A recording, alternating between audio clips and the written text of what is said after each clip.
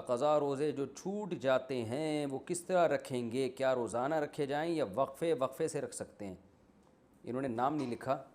جس طرح چاہیں رکھیں، کنٹینیو بھی رکھ سکتے ہیں، وقفے وقت سے بھی رکھ سکتے ہیں۔ اگر البتہ علماء کہتے ہیں کہ ایک رمضان کے روزے اگر چھوٹیں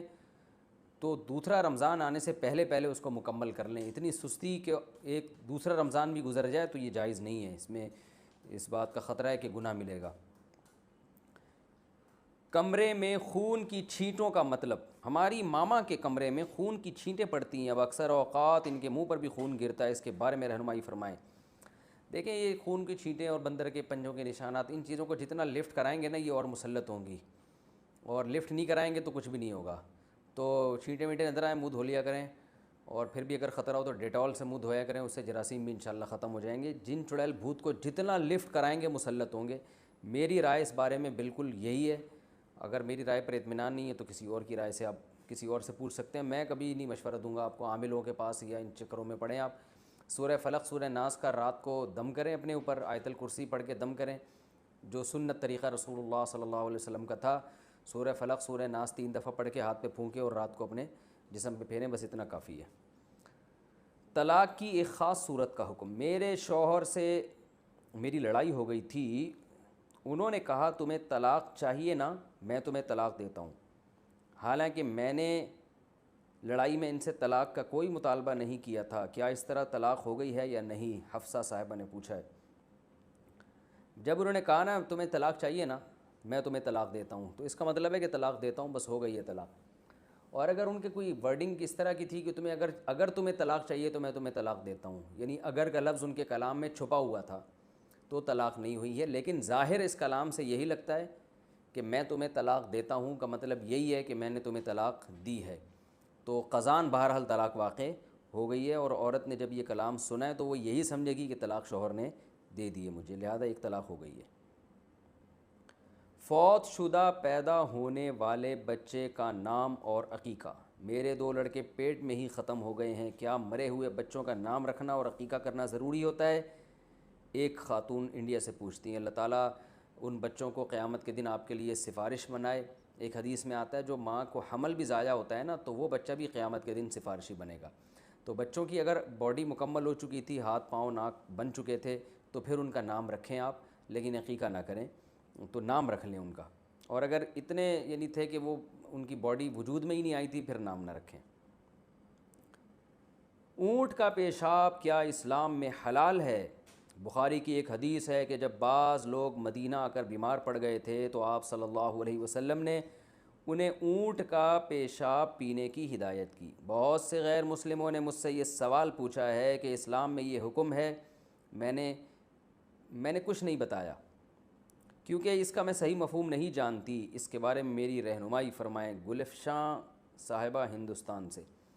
صحیح ہے، بخاری صحیح مسلم کی حدیث ہے، قبیلہ عرانیین کے کچھ لوگ آئے تھے، وہ اصل میں تھے منافق، اور وہ صحابہ کو دھوکے سے لے گئے، انہوں نے لے جا کے قتل کر دیا۔ تو جب وہ مدینہ آئے تھے تو ان کے پیٹ میں درد تھا، تکلیف تھی، پیٹ پھولنے لگے تھے ان کے، آپ صلی اللہ علیہ وسلم نے حکم دیا اشربوا من البانہا و ابوالہا، ان کو اونٹوں کا دودھ پلاؤ اور پیشاب، بول کی جمع ابوال آتی ہے۔ تو اس حدیث کی بیس پہ بعض فقہا اس کے قائل ہیں کہ اونٹ کا پیشاب حلال ہے اور بیماری میں پیا بھی جا سکتا ہے، لیکن امام ابو حنیفہ اور بعض دوسرے فقہا اس طرف گئے ہیں کہ اونٹ کا پیشاب بھی اسی طرح حرام ہے جیسے دوسرے جانوروں کا پیشاب حرام، اور بالکل اسی طرح ناپاک ہے جیسے دوسرے جانوروں کا پیشاب ناپاک ہے۔ اور اس کے دلائل بھی بہت واضح ہیں کہ نبی صلی اللہ علیہ وسلم نے حکم دیا استنزہوا من البول فإن عامۃ عذاب القبر منہ، آپ صلی اللہ علیہ وسلم نے فرمایا پیشاب سے بچو، یعنی چھینٹوں سے بھی بچنے کا حکم دیا، اور فرمایا کہ اکثر عذاب قبر پیشاب کی وجہ سے ہوتا ہے۔ تو اس میں آپ نے فرق نہیں کیا کہ کس کا پیشاب، ہر قسم کا پیشاب اس میں داخل ہے۔ دوسری بات یہ کہ اس حدیث سے اگر یہ ثابت ہوتا کہ پیشاب اونٹ کا اسلام میں حلال ہے یا پیا بھی جا سکتا ہے تو صحابہ نے کسی نے تو اس حدیث پر عمل کیا ہوتا۔ ہم دیکھتے ہیں کہ اس کے بعد بھی ہمیں کوئی ایسی حدیث نہیں ملتی جس میں اونٹ کا پیشاب پینے کا کوئی ذکر ہو، اور کسی صحابی کا کوئی ایک واقعہ بھی ہمیں ایسا نہیں ملتا، حالانکہ پیٹ کی بیماریاں تو تھیں اس دور میں بھی اور بعد میں بھی ہوئی ہیں، کسی نے بھی نہیں پیا۔ تو امام حنیفہ اور بعض فقہا کے نزدیک اس حدیث کا یہ ایک جزوی واقعہ ہے، یہ کوئی قاعدہ کلیہ نہیں ہے، کہ آپ صلی اللہ علیہ وسلم کو بذریعہ وحی علم ہو گیا تھا کہ ان لوگوں کی بیماری کا علاج اونٹ کے پیشاب کے علاوہ کسی دوسری چیز میں نہیں ہے، تو ظاہر ہے جب کوئی شخص مر رہا ہو اور اسے پتہ ہو کہ میرا علاج اس کے علاوہ کسی اور چیز میں نہیں ہے، تو جان بچانے کے لیے ناپاک چیز بھی کھائی جا سکتی ہے، حرام چیز بھی کھائی جا سکتی ہے، اس پر امت کا تقریباً اتفاق ہے۔ تو ناپاک ہونے کے باوجود چونکہ ان کی بیماری کا علاج اونٹ کے پیشاب کے علاوہ کسی اور چیز میں نہیں تھا، اور یہ بات آپ صلی اللہ علیہ وسلم کو بذریعہ وحی پتہ چلی ہوگی، وحی کا دروازہ کھلا ہوا تھا، اب وحی کا دروازہ بند ہے۔ تو اب اگر کوئی ڈاکٹر کسی کو کہتا ہے